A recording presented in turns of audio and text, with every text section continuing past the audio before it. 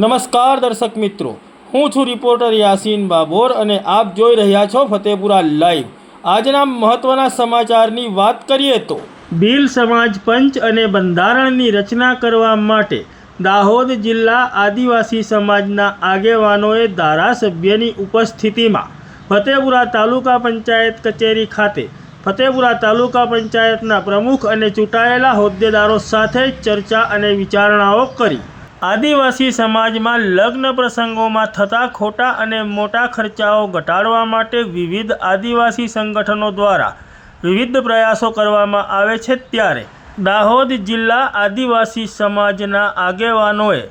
ભીલ સમાજ પંચ અને ભીલ સમાજનું બંધારણ નક્કી કરવા માટે એક પ્રયાસ શરૂ કર્યો છે અને ભીલ બંધારણ પંચના વિવિધ મુદ્દાઓની કાચી નોંધ બનાવીને તેની એક ફાઇલ તૈયાર કરીને ફતેપુરા તાલુકા પંચાયત કચેરી ખાતે ફતેપુરા વિધાનસભાના ધારાસભ્યની ઉપસ્થિતિમાં ફતેપુરા તાલુકા પંચાયતના પ્રમુખ ભરત પારગી તેમજ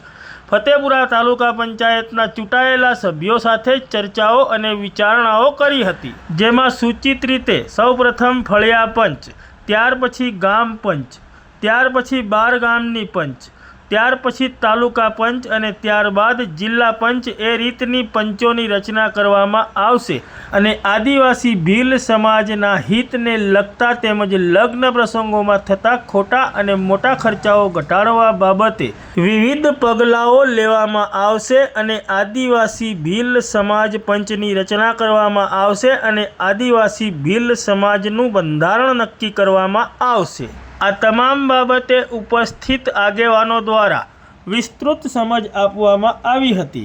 આ વેળાએ ઉપસ્થિત ફતેપુરા તાલુકા પંચાયતના પ્રમુખ તેમજ તમામ ચૂંટાયેલા સભ્યો અને ધારાસભ્યએ દાહોદ જિલ્લા આદિવાસી સમાજના આગેવાનોની રજૂઆતો ધ્યાનપૂર્વક સાંભળી હતી। તો ચર્ચા વેળાએ ફતેપુરા તાલુકા પંચાયતના ચૂંટાયેલા વિવિધ સભ્યોએ આ બાબતે વિવિધ રજૂઆતો પણ કરી હતી અને તેઓને મૂંઝવતા પ્રશ્નો વિશે પણ ચર્ચાઓ કરી હતી। આ વેળાએ ફતેપુરા વિધાનસભાના ધારાસભ્ય રમેશ કટારા તેમજ ફતેપુરા તાલુકા પંચાયત કચેરીના પ્રમુખ ભરત પારગી તેમજ ફતેપુરા તાલુકા પંચાયતના ચૂંટાયેલા સભ્યો ઉપસ્થિત રહ્યા હતા।